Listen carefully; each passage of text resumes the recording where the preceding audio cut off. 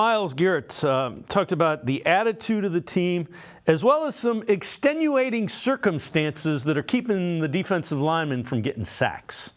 There's no quitting us, and never will be. That's not not a single man is going to fall to our waiver. With any adversity that we face, whether personally or through the team, we're all pointing in the same direction, and keep our eyes towards the prize.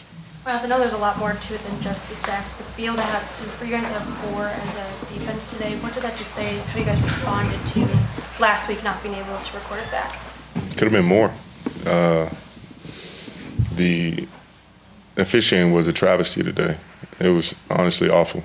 And the fact that they're letting them get away with hands to the face, holding, false starting. I know they called a couple, but damn, they could have called it all game. And the one that cost us, they're on the 2-yard line. I mean, respect to those guys. It's a hard job, but hell, we have a hard job as well. You can't make it harder by throwing holding and hands to the face out the rule book. And like I said, I got a lot of respect for those guys. But, we get scrutinized for the plays that we don't make. So, someone has to hold them accountable for the plays or the calls they don't make. And, they need to be under the same kind of microscope as we are every single play.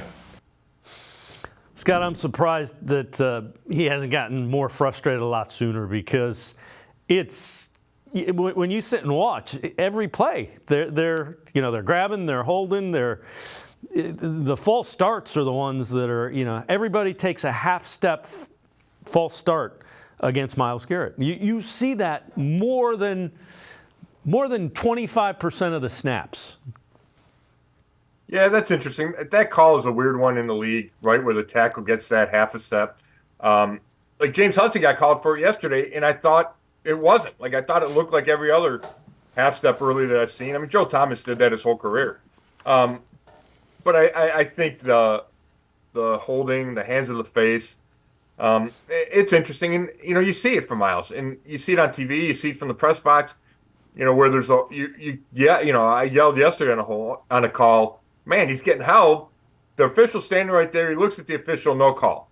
And I do think, obviously, that's frustrating, and I understand it completely. And it's 3 games in a row without an official sack for Garrett, and that has to add to the frustration.